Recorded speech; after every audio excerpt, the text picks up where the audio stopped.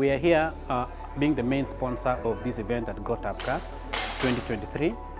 We have come here to talk to Kenyans who are here to invest back at home, because we believe that the products that we have is really meeting the demands of the diaspora who are here. Unity Homes is a construction company that is doing residential houses in Kenya. Specifically, we started in Eldoret, but currently we are doing residential houses in Tatu City, Nairobi.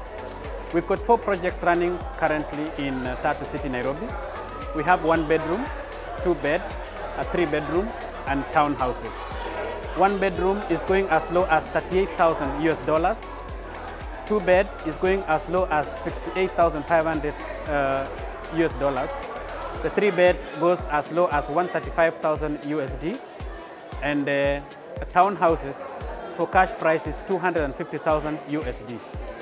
Actually, why we are interested with this market is because out of 70% of the diaspora market, all of it is coming from USA, the ones that we managed to sell. Entirely, we've sold about 40% of the entire projects to diasporans, and out of that, 70% are Americans, Kenyans who live in America. Our work is to ensure that there is a return on investment on the investor, so we make sure that we give them the tenants who are staying in that house. We are the ones looking for the tenants, and we assure them that so far 100% occupancy is what we're experiencing in all our projects. This is a genuine company. We mean a serious business here. We'll walk them through the process. I know most of them they have been taking a seat back because they are not getting the investments when they send money to Kenya. But for Unity Homes, we assure them serious development in terms of value for their money.